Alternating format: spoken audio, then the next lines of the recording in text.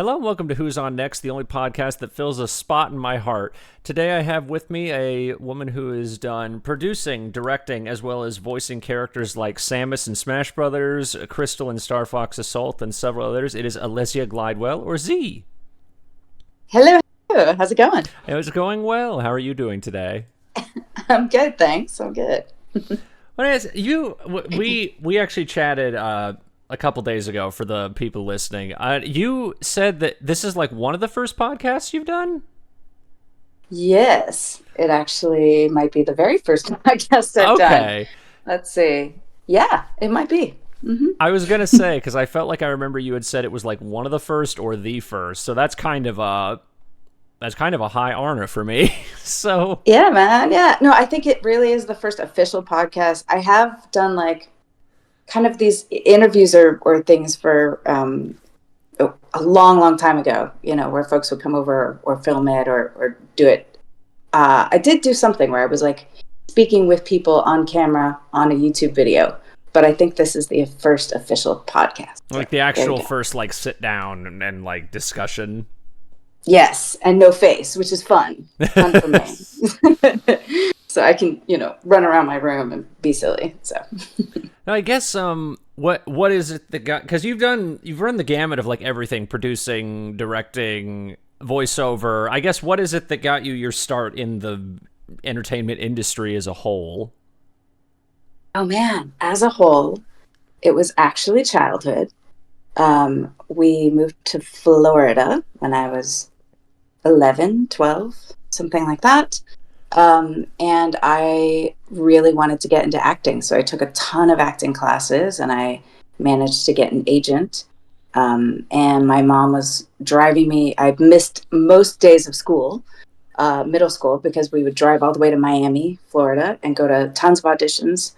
And it was a blast. I loved it. I was kind of obsessed with acting at that time, and almost got some cool movies like Hocus Pocus. Really? Yeah.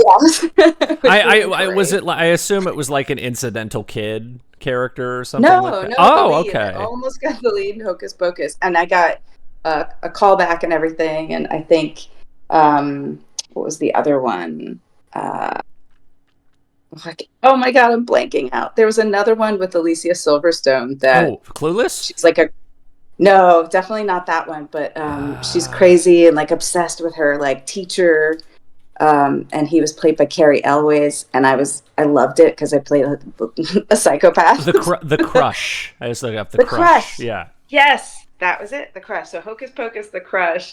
And I think there was something else I got really close on, but I cannot remember it right now. But yeah, so I was obsessed with acting. I was also doing some really awkward, like runway modeling stuff, anything to earn money and have fun and get out there. I was like, all that.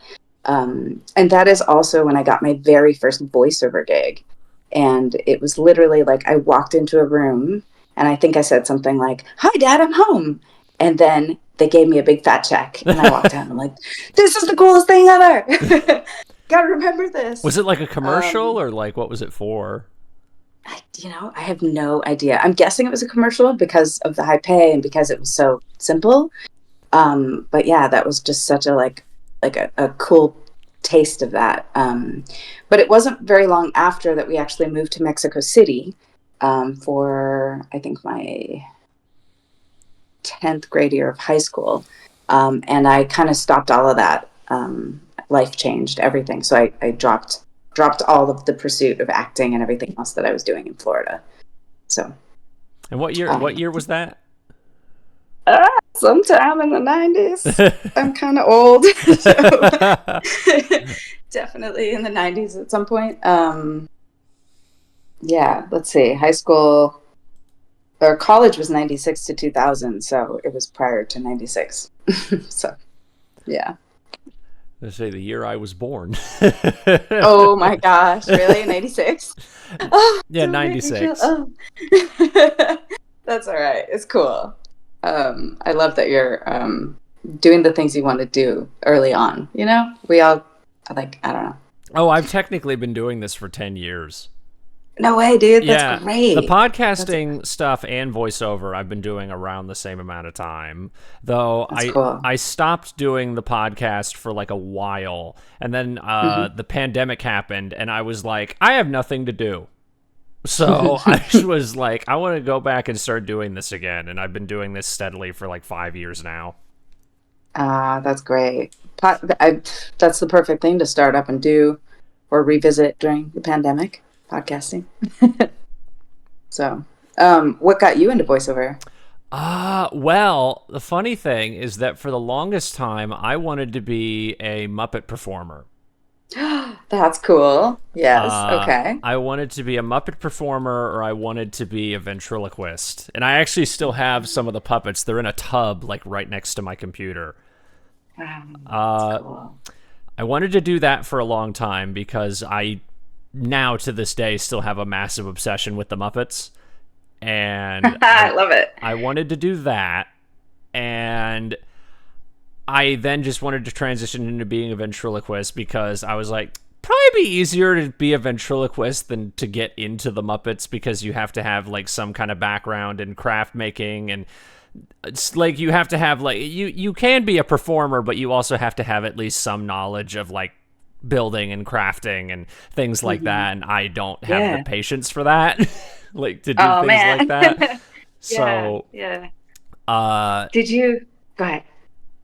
well, and as a kid, and well, even now, I have had this autistic obsession with voice acting. And I That. mean, I think I was like 6 years old. I would just be Yeah. watching credits for cartoons, and I would just start memorizing names. I would start Wow. memorizing the names, and then I would start memorizing the voices, and it got to a point where now I have like such a obsessive, like laser focused knowledge on like so many voice actors that I can just pick them out like instantly in most things. Wow. That's cool. Like, so you can hear their voice and pick out who it is, Oh yeah, even I if. mean there are people obviously who are I'm not as familiar with them, but there's a lot of the like pre 2010s to like late 80s like voice actors where I can just like pick them out like immediately. Things like that. I've Wow. just gotten so obsessive. Well, my parents used to have it as like a party trick almost, where I would be like at family gatherings or something, and I'd be like watching, I don't know, Mulan. I'd be watching like Mulan on the TV, and my parents would be like, "Hey, Michael, who played that character?" And I Yeah. would just say the name. Like I would immediately, like I would just say the celebrity's name, or I would say, they'd be like watching Powerpuff Girls, and they'd be like, "Hey, Michael, who played that character? Who played that character?" And it would be like a party trick almost for like my Hmm. parents, and I was like 6 doing Wow. that, like 6 or 7 years old. I might have to come back on this podcast just to quiz you. Like, I'll have these clips. I'll be like, okay, who's that? What's that? Like there's So fun. obviously like sections of voiceover where I'm not as familiar, like UK based actors or Yeah. Yeah. Seattle based voice actors or things like that. But like for the most part, if it's like an LA based person or even some people in like Texas, I'm like, or New York, I'm pretty on the ball because I grew Wow, up that's cool. watching a lot of shows with those people. Yeah. Yeah. That's really cool. Have you also ever been to Muppet Up in No, I've LA? wanted to for a long time. Oh man, you gotta come to LA and go to Muppet Up. It is fun. Do they still? I didn't even know if they still did it. I know, like a couple years ago, they like brought it back. I think for like an anniversary tour or something like that. But I didn't know if they still do it or not regularly. I I don't know if it's regular, but I have seen it pop up every once in a while. I And did. I've only been once, but it was fun. I did interview one of the guys from Puppet Up, Oh, actually, fun. Cool. because he's actually a voiceover artist, and I got a hold of him, and I got a hold of him before I even knew that he did it. So when Oh I wow, found that that's out fun. while I was researching him, I was like, oh shit. Okay, I definitely need to ask him about that. It was the guy who played Freakazoid in the '90s, and he was like a writer for Animaniacs. Oh my god, I used to love the Animaniacs.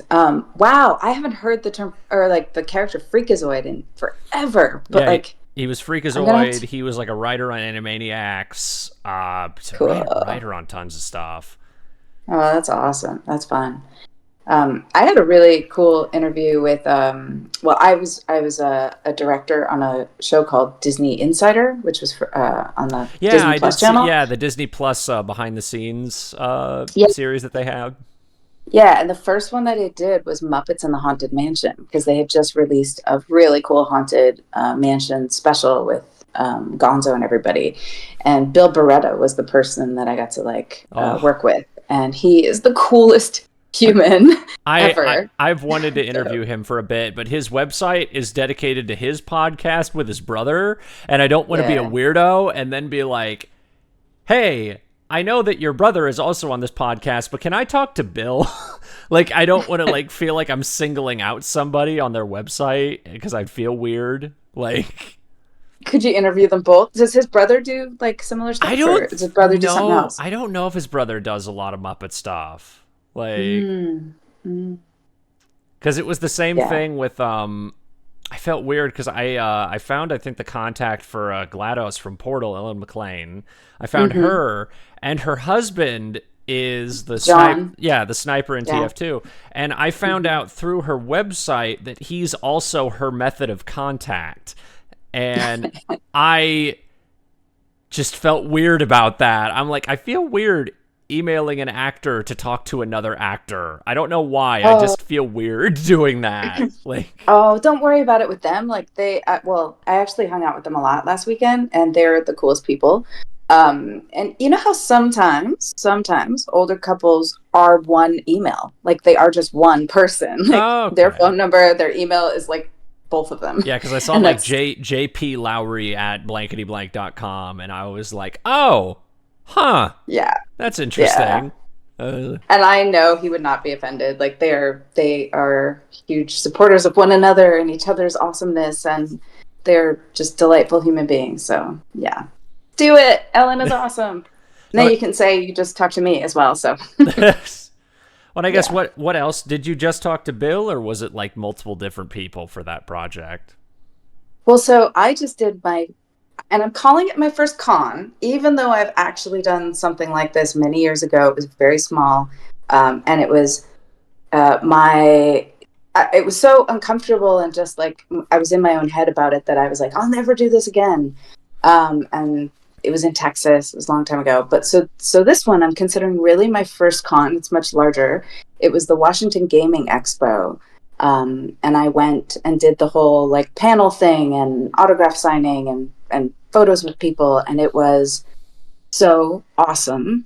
And the amount of people that I got to like hang out with and get to know is so cool. And that's why I actually knew Jason Griffith's name, because I never would have known that prior to this last weekend.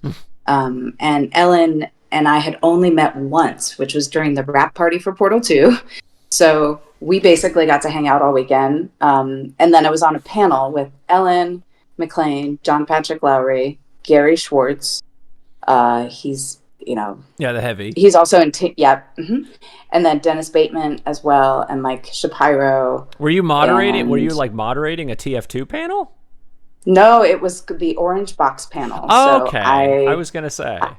yeah, I got my place on the stand with them. It was very cool. I definitely had less to say than them because they've been on panels together a lot, and they're all like just so funny and cool. And it was practically like being a part of an improv group and being thrown in the mix.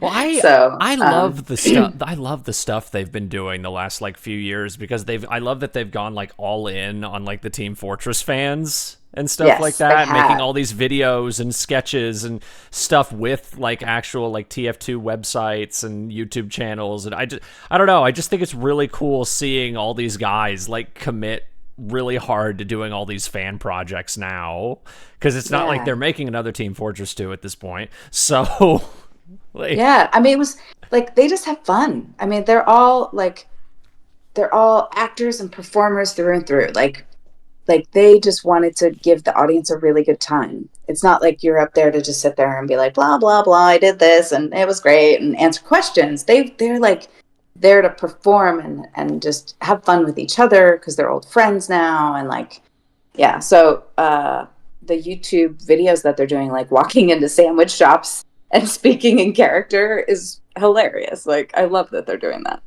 So yeah, they forced me to sing some ABBA song with the sandwich lyrics, and I'm not a singer, and I was sitting on the stage with them, so I kind of, joined in a little, but then I after that was like, oh dude, I'm not singing at all anymore. After that, it was way too much. But yeah, they're really cool. They are all in, and they are just having fun. It's like, what else are you gonna do? This is like, if you love what you do, and if you're an actor or performer, and Well, it's like I like that they also don't feel pigeonholed or typecast in their roles. right, Because yeah, I feel like, especially when you're easily most known for one thing for almost 20 years, I know that there are some people who get really disillusioned to that, where they're just like, I've done totally. like 40 other things, but nobody cares. They only care about like this one thing I did. Like, I Yeah. know like Shatner's talked about that, and like some other like actors from that era of like 70s and 80s, where like they just got so pigeonholed into one role that they couldn't get much work, and they got kind of disillusioned by it for a long time. I just kind of like that, like, they have really committed to just pleasing the fans with those roles, and they clearly love those characters with how much they still keep doing them. Totally. And you know what else they do, which is also smart, and I doubt it's strategic at all, but it is just, sort of, because a couple of them do come from like improv troupes, and they still practice improv, like even when they're not filming or doing something for fans or doing something Team Fortress related. They're still hanging out once a week with their buddies on Zoom and doing improv. Like, that's how much they love the craft of just doing this. That's so cool. Right? Like, I was like, please, can I join? Like, and they were kind of like,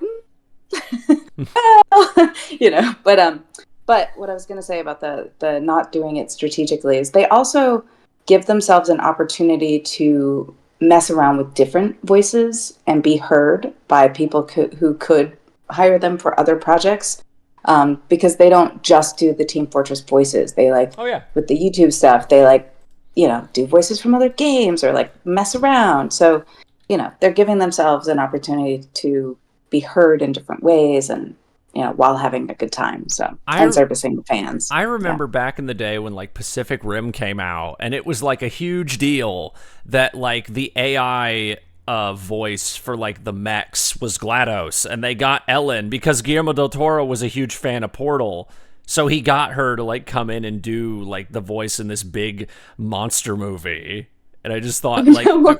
at the time, everyone thought that was so cool that they did that. That is cool. Well, that's what I was love saying. that. It's just like what these characters like got for a lot of these people, even if it's just like a small role, but a small role in a big project, again, like Pacific Rim or something like that. That is so cool. I also had no idea Guillermo del Toro was a fan of Portal, so that's really cool too. Oh, I mean, Guillermo del Toro is also just awesome, and he's a fan of like every cool geeky thing. So. Yes, yeah, I get that. That's cool. Well, also there was this funny moment on the stage where Ellen, where they were all kind of like, they almost dropped out of character, because they were singing a song, and it was supposed to go from one person to the next verse or something, right? And someone missed their cue, and it was absolutely not on purpose, and they had to figure out who they had to like start over from that point in the song, and Ellen just took over like boss lady, so it was so funny because she was absolutely just being herself, but she was very much GLaDOS and like the announcer and all that stuff. I mean, it was just in her nature, so that was cool. Well, I guess with your voiceover work, I was wondering, like, what is it? Because around like the early 2000s, and I mean, I'm having to go off of IMDb and Wikipedia, so they only start with like the early 2000s with certain resume stuff. Totally, yeah. I guess, what was the thing that made you? Because I don't know if you were doing commercial work or things like that, because obviously those websites don't keep track of that. I don't know, like, what is it in the early 2000s that made you like pivot into doing a lot more voiceover work for games and things like that? So I think it was Seattle. It was, and this is something that came up on the panel that I had not heard before, but Mike Shapiro and the guys were all saying that there was sort of a boom in the gaming industry in Seattle during that time. Oh yeah. In which, Monolith and Bungie and Valve and like tons of companies were, I was just gonna like say all creating cool games. It was probably because of Halo. I can 100% guarantee that. Yeah. I was there when Halo came out because I remember I was on a video production crew for this place called Victory Studios, and I was the only female in the crew for 2 whole years. And they would have Halo parties, and where they would have it set up in like a bunch of different rooms in a house, and you just pop in a room and pick your spot and like play. And I could never play because I would sit down and get killed and sit down and get killed. And I was like, God, you guys, like, I have to go play by myself to learn how to like to stay alive for 5 minutes. You guys suck. I was just like, dude, so that was like brutal. But and I never did go like sit down by myself to figure out how to play Halo just so I could go back to my friend's house and play with them. But yeah, it was totally that whole boom that time. And for me, on a personal level, I moved to Seattle around maybe 2001. And I hustled so hard to get into voiceover because I had this, I remembered my days of acting. I wasn't in love with being on camera. I'm very self-conscious. I have a lot of like body issues, self-image issues, like all this stuff was like surfacing for me. And I love just being in a booth and being characters and not being limited by like what you look like to create a voice. And I was hustling at that time so hard to get into voiceover and to, make demos, and I did free jobs. I did everything I could until I finally got an agent who called me because I was doing so much on my own. I was hustling so hard. And then it was kind of a slew of things. And that agent also happens to be the same agent for Mike Shapiro. And I don't know if he also represented Ellen and John and stuff as well, but I think it was the same agent. So I think it was kind of a combo deal. Okay. Well, and I guess because from what I could see, it says Sly 2 was like one of the first big roles. And I guess because you were 2 characters in that. Because you were Neela and 3. you were 3. Okay. Well, because I was Cloccula and the Aperoid Queen. I guess is that the same game? Oh, right? that was Star Fox. Oh, that was Star Fox. Sly Queen yeah, was that was Krystal and that was Krystal and the Aperoid Queen and Star Fox Assault. Sly Cooper was Carmelita Fox and Neela. Neela, yep, Constable Neela. Yeah, Yep. And I guess what was that experience like? Because it was 2 roles for 1 game. Yeah.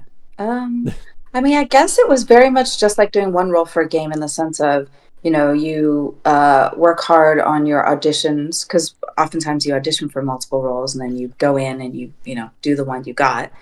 And then you record the second one separately, either on I can't remember if it was a different day or if it was the same day and I just did, one first and then the other. But one of the special things about that particular recording was getting to work with, I can't think of his name, but the guy who plays Sly Cooper. Oh, Kevin Miller. Kevin Miller, yes, exactly. Because he's a really, really talented actor. And so there were some moments where I got to be actually in the room interacting with him versus just alone. And I think it helped me as an early performer, and he's just so good. So, yeah. Oh, so you both got to record together. Yeah. That's interesting because I don't hear about that with video games very often. No, never. Yeah. And maybe I don't remember exactly like if they recorded. Yeah, I'm pretty sure they recorded both of us together. That's I interesting. don't think they would have made us do it twice. I never hear about that. Normally, whenever I hear about video game acting, you're just like by yourself in a booth with the director, and that's it. Like I don't normally hear about like more than one person being there recording. Yeah, and that's why that one was so special to me. I was like, wow, I got to act with another human. It was great. So, well, some special. I was curious about because Carmelita's been played by like 4 different people. Like she has never had, I think, more than 1 recurring actor. So, because you weren't in Sly 3. No, and I that, just did that one. yeah, Yeah. I was like, was it like, did they not ask you to come back, or was it like, I've always been kind of curious about that. Yeah, I don't think they did. I mean, I now that I'm a director and I've been in LA for, I don't know, since '08 and focused very intensely on just eliciting, the best performances that you can from actors. When I listen back to my performances in those games, and of course, this is also, many of us humans are very self-critical. I hear the flaws in the performance as far as the acting part of it. And I don't know. I mean, I have no idea. They didn't ask me back. They, have gone through a number of different actors. So maybe there's still like some, maybe they just, want to explore these new voices. Although actually, what just occurred to me Well, is that mirrors movies, because have you noticed a lot of huge franchise movies will have men who recur and then the women swap out for the younger, hotter women? I mean, that does happen a lot in movies, yeah. where there are franchises instead of like keeping, like, I mean, obviously Bond and Mission Impossible or whatever, but there's new women in every movie, but beyond those movies as well. So maybe it's just following that trend a little bit, because I don't know. Well, I did notice, because I was like, who was the actor who played her in the third game? I looked him up, like, oh, I think it might have been celebrity casting. Was the other Oh, thing. okay. Because That makes total sense. Yeah. I looked at her IMDb, because I'm like, okay, who is this? And I looked at behind the voice actors, and she only has like 2 voiceover credits. So I was like, okay, it's a bit weird. And then I looked at IMDb, and I saw Beverly Hills 90210 and like 50 episodes of Resurrection Boulevard, and I was like, it must have been like a celebrity stunt cast for that character, Oh, that does probably. happen. Yeah. Yeah. You know what else just occurred to me too is that I might have missed uh, any sequel opportunities, because I left my agent when I went to LA. I just like I moved to LA to chase my dream of directing and filmmaking, and I wasn't actively pursuing voiceover any longer. So I don't think I auditioned for anything after I left LA. I mean, after I left Seattle. I did have a voiceover agent briefly in LA, but they were mostly commercial. So I might have even missed the call. Um, I did get the call for Smash though after moving to LA. So I don't know, you know, I don't Oh, know if who knows. okay. I get. Well, I Yeah. guess that leads into my next thing is Smash Brothers, which Yeah. is to this day still like massive, and you have been technically the longest running voice for Samus in that Yeah, that's character. cool. Well, because I think they just used like I think the last couple games. I don't know. Have you recorded anything new for the last 2, or has it always just been like archival audio? Because I think it's mostly just been archival audio now. I think it's mostly archival too. Yeah, because I only did my earlier recordings. So. Hmm. Yeah, and I guess what is that like? Because that's a massive, massive character. Like how famous that role is in the gaming industry. Yeah, I mean, I'm just grateful I got to do it, Like there's so many talented people out in the world, and I got the chance to be a character that's awesome and sticks around and has a cool action figure, and you get to do really rad moves with, like that's exciting. I love that. So, Well, I guess like, do you think that would be the thing? Like when you went to that convention, do you think like that's the character people would recognize you most for? interesting. I'm trying to think what people came up the most for was Samus and Chel for sure, but there were a lot of fans of Krystal and Carmelita as well, and some of Alma. I also did a lot of motion capture, and Alma from Fear was one of the ones I did motion capture for both the first and second game, and that's the stuff I'm also really proud of, because it was so physically intensive and like cool. But yeah, I think you're right. I think Samus is up there with Chel as far as what folks recognize or are excited about. Well, Krystal, I don't know. I think Yeah. it's one of the things I thought was so fascinating when I was looking through like the characters you've done voiceover wise, because it's Samus, Krystal, Carmelita, and Chel from Portal, and it was just something so funny to me where I'm like, that is a killer resume in terms of like, Aw. well, for how small of, and I'm not even not even to be insulting or anything, for how like small of a group of characters that is. Those are all super famous characters. Like, it's just, it was so interesting to me because I would just kind of looked at that and I'm like, all you need is like Lara Croft and Rouge the Bat, and I think you've got like every femme fatale game character like in your well, and maybe Bayonetta. It's like every major like femme fatale like game character. I just thought that was so interesting to just not have like the biggest voiceover resume, but like every character is a really famous character.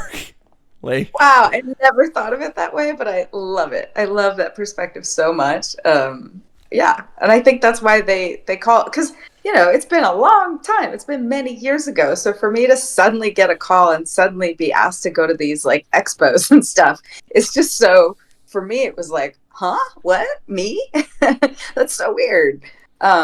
But you're so right. People, I lucked out. I got all the cool femme fatales. I'm gonna have to go after Tomb Raider and what was the other one you said? I said Rouge the Bat from Sonic or like Bayonetta. Those are like the only Okay. other three I can think of at this point.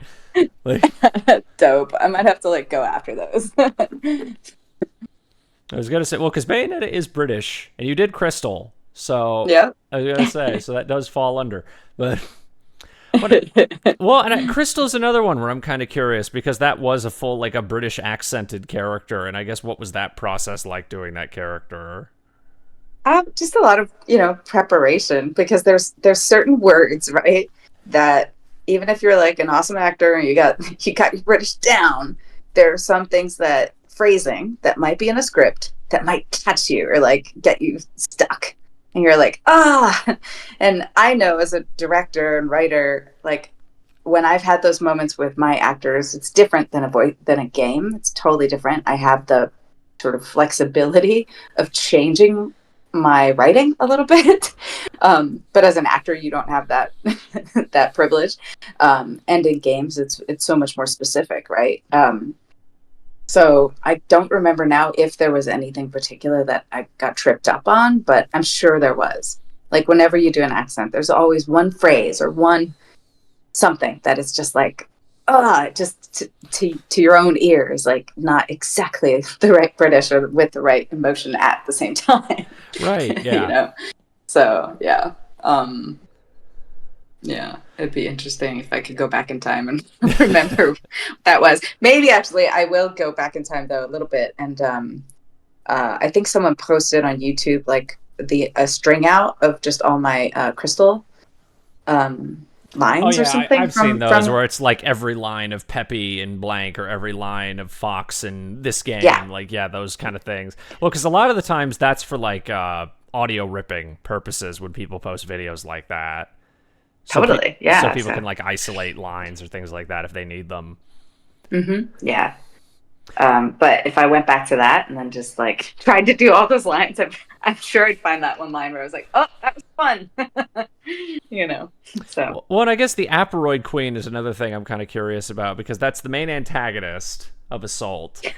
And a very different character. Very Brainiac from Superman-ish kind of character. And I guess what was the process like for doing that kind of role? I guess also in contrast to doing Krystal. Yeah. It's interesting. I feel bad with giving you this answer, but I don't actually really remember. I do know that every time I got to audition for anything that was out of the box for me, like Knuckle Joe or Aperoid Queen, I was so stoked. You know what I mean? Like I would just play with various voices and do things because I got a lot less of those auditions, right? So I'm sure it involved just a lot of like me messing around in advance to try to find something. Because really half the battle is getting the job in the first place, right? It's all about when you do that audition and if you give them 3 different ways, because they may not know what they want, right? What the Aberroid Queen sounds like until they hear it for the first time. And maybe it's a little bit different than what they described in their, either backstory or description of what they want the character to sound like. And if you do bring them, options, then sometimes you luck out. And one of those options is like, wow, that is it, So yeah, I imagine that one was like that for me, because any character that was a little out of the box for me, that wasn't sort of femme fatale or regular female sounding voice, was something I went hard on in those auditions. Excuse me. It sound like that at all. I did not mean that to sound that way at all. But oh man. But anyways, yeah, I worked very hard. Well, and I one of the things I'm most fascinated with is, I guess for those that don't know, you were Chel in Portal, or you were. It was like the reference or the mocap for Chel. It's so funny. I got this question so much. And I love when people are like, Chel doesn't talk, right? Yeah, I was curious as to like what the process was, because it's a character who doesn't really speak. I think she maybe like grunts or something a few times, but it's right. It's primarily like a motion capture-ish performance. So I was kind of wondering what the process was for that. Absolutely. So there were 2 different processes, one for Portal 1, one for Portal 2. So the first one was literally interviews, and an in-office. They took me to a room in the orange jumpsuit, and after this is a separate piece. So the interview is one piece. Obviously, prior to the interview, they had submitted photos from lots of models and actors and folks all over, town looking for the face. Then you get the interview, you go into Valve, you interview, and then the third piece was actually wearing the orange jumpsuit, going into a room, standing in various poses as if you have the shoes on, and them taking a lot of photographs and a lot of measurements. They did do a lot of body measurements, knee to ankle and things like that. That's fascinating. Yeah, and lots of photos. And then the second one was very different. Where at this point, I think the 11 facial expressions, the facial expression index, was a piece of the process where it was an actual studio shoot. They sat me down and they took high resolution photographs, basically 360 all around me.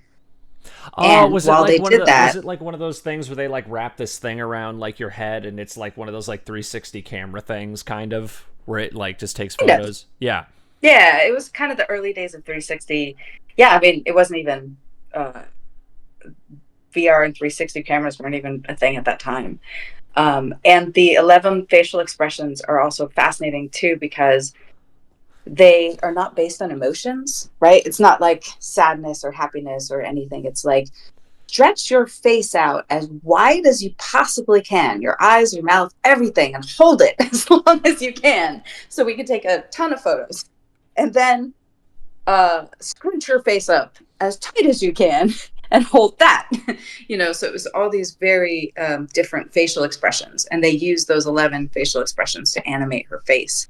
Not that she really does much with her face, though. Well, I was gonna say, it seems so interesting to do all this stuff with the face, and you like I think one of the only times you see her face is literally the beginning of the game. Yeah, where you shoot the portal. Yeah, I think that's like one of the only times you actually get a good look at her face. Totally. Well, and actually, I do know with the first game, with the process, what they did was they took all those photographs, and then Bay and I believe it was Bay Ray and his team basically created like a maquette, right? So they actually, the first thing they did instead of a 3D model was a physical sculpture. They used that to make a physical sculpture or maquette, and then they took the maquette to actually do the 3D modeling. So they did they did full on like what they do in animated films, where they make like a full like model of the character basically to animate or to use for reference. Yes, exactly. So that was part of the process. And my sincere belief and hope is that there's a little bit, even though she doesn't speak in the game, and it is, there's lots of wonderfully unique faces in the world, and now you could, make a new Chel with AI and she could look like anything you want her to be. But I do think that the part of the interviewing process was to sort of see how we are as human beings, right? Like get a tiny sense of your soul, your personality, anything, you know?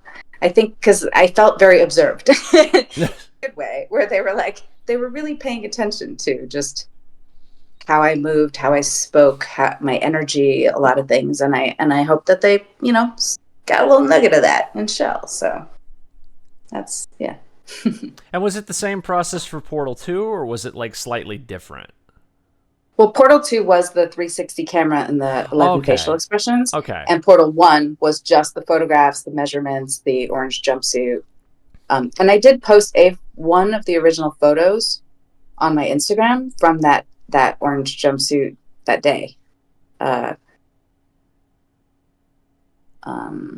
Snag Buddy is my Instagram. But I did a little while back when I first got asked to do this, to sort of revisit my old characters. I dug up this old photo. So yeah, it's there. I guess so I was wondering, because you've done a lot of writing, directing, and producing over the last like many, many years. And I guess how has that process been for you for so long since you've been doing it? Gosh, let's see. When I was in Seattle in the early days of doing it, it was very much just have an idea, write a short film, find any way to make it happen. Or a 48-hour film contest comes up, just, go for it, just move, constantly making things. And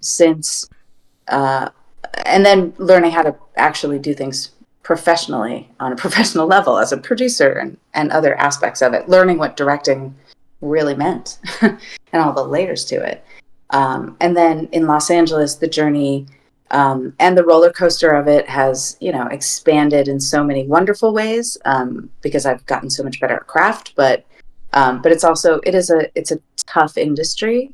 And, the LA market and all of it, I've, basically done a lot of different jobs. I've been like an executive producer in a lot of new media series, and a creative and a development person and I've done every job, pretty much every job. And back in the day in Seattle, every job on a film set from first AC to production designer. So, it's just, you got to love it. And I do. I love creating, and any opportunities I can get as well to practice my craft of directing and working with actors and helping them bring out all the awesomeness that they have already it's my joy.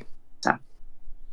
But I guess what has been your favorite thing you've worked on in that, not in terms of voiceover, but in that scope or in that world of directing and producing and things like that? What do you think your favorite thing you've ever worked on was? That is such a tough question. Gosh. I don't know how to answer. I don't think it's happened yet. I mean, there's so many projects that I do love for different reasons. Like okay, here's one that's just so fun, but it's also because of the geek in me, right? So like the Disney Insider show was so fun because I ended up getting all the overnight shoots. Like, this was kind of during the pandemic. So all the shoots that meant being at Disneyland with my crew at night by ourselves and having the entire place to ourselves. Oh, that'd be so cool. Yeah, exactly. It was like the coolest thing of my life. Like, that was so much fun. I was like, are you kidding? I have the entire Haunted Mansion just to shoot my thing. It was less hours because of the rules. Sorry, I just got a phone call. I X'd it. Are you still there? Yeah, I'm still here. Okay, fabulous. And because of the rules, going and doing an overnight shoot, you had less hours to get your episode or your segment done. So it was a lot more like bam, bam, bam. Like, you have to be so efficient with your timing and your shots. But just being there by myself with my crew at night, the magic was so incredible. I cannot even tell you. I did get lost in the Haunted Mansion. I got lost in the basement where there were all these like generators that like managed other parts of the park. Oh, I was so like, the oh behind you were God. lost in the behind the scenes area of the haunted mansion, I, basically. oh yeah, I did get lost in the behind the scenes area of the Haunted Mansion at some point, and I got to do Star Wars Galaxy's Edge. Ah, That was magic. That was absolute pure magic. It was like, oh my God, the kid in me was just like, ah. And I that on that one too, I worked with oh no, I'm terrible at names. Bobby, famous Bobby, uh, Star Wars related. He Moynihan. did, yes, I was gonna say, I was yes, trying to think like, the only person I know in Star Wars is like Bobby Moynihan. That's like the only one I yes, could think of. yes. I don't know why his name doesn't like. It's a long name, but he's incredible and so funny and so cool. So like that was awesome. Yeah, man. Oh, that was. I geeked out. I went to because they're like, as a director, you're supposed to have kind of like scouting days and location scouting days and director scouting days, various days with your team where you go to the location you're going to film at, and you can prepare for all sorts of craziness that might happen on the day of the shoot. But we didn't. We were really, really fast moving on that production. So the only location scouting I got to do, and I pushed for this because, well, I'm a director who loves scouting, but I love Disney and I love Star Wars. So I went there by myself and I walked around for almost a whole day, just taking every photograph of every angle I wanted to get of the ships, of everything. And it was like, I was like, just so happy, so happy the whole day. And what was hilarious was I realized if I started taking photos of just some random detail on the side of a building at Galaxy's Edge, people would like start thinking that I was taking photos of something really, really special.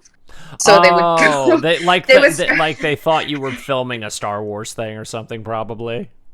no, I went there with my iPhone and I would just like, because I'm trying to figure out like a camera angle of having someone walk into the cantina or whatever it is, right? And so I'm outside where I'll notice a detail on the side of a building, like a statue I want as a cutaway. And I'm taking photos of it. And it's this tiny detail there at Galaxy's Edge. And everyone would think that there's got to be, I don't know, like an Easter egg or something cool. So people would start gathering behind me, taking photos of whatever I was taking photos of because they didn't want to miss out on whatever it was that was cool. You know what I mean? Have you ever Yeah. tried that? You just like stand around. Yeah. Anyways, so and then I did Haunted Mansion that day as well. It was just the best. And I had one shoot where I got Main Street to myself, Oh my and we were god. able. Yeah, but I had 5 minutes. They shut down because at night Disney is so popping with like Oh, tree trimmers. parades and things like that at night. They do a lot of their Oh parades at no, night. this is all closed. Everything's Oh, okay. closed. So this is after the park is closed. Oh yeah, this is after the park is closed, and we have to get the heck out of there in the morning before people rush in the door. Like if you if you overlap with people coming in, it's bad. You kill the magic. Like you cannot do that. So yeah, it's only at night when everything is closed, but there's so many workers there, like trimming trees and cleaning and resetting for the next day. And Main Street is the main street that all the seafood vendors and every vendor is driving up and down with trucks. So like I got them to shut down Main Street for 5 full minutes for this shot right in the middle of the street, and then partial sides of Main Street for various shots with my talent. And it was like just magic. It was so cool. So I think I had it for a total of like 35 minutes, but 5 minutes where it was completely empty and I could do a wide shot of the whole street, and then partial sides of the street in sections for the rest of the 30 minutes. It was so cool. So that's definitely one of my favorites. Yeah, and I guess to wrap this up, what advice would you want to give to people who are interested in getting in, like, to acting or directing or like just anything in the entertainment industry? Yeah. My advice is to keep going and to, if you love the craft of it, actually work hard on craft so that you can bring, you know, whether it's acting, bring in the most authentic performance or the most entertaining performance at the same time, or directing, keep creating, keep writing and making your own projects. And don't let yourself fall into the trap, right? The trap of, man, I've auditioned for so many things, or I've been at this for so long, I'm not as good as other people. That's when you actually put your hustle in overdrive and go, what have I not tried yet? What cool angle or way of exploring this career have I not tried yet? If you love it enough, then you can find a different way in as well and keep going. So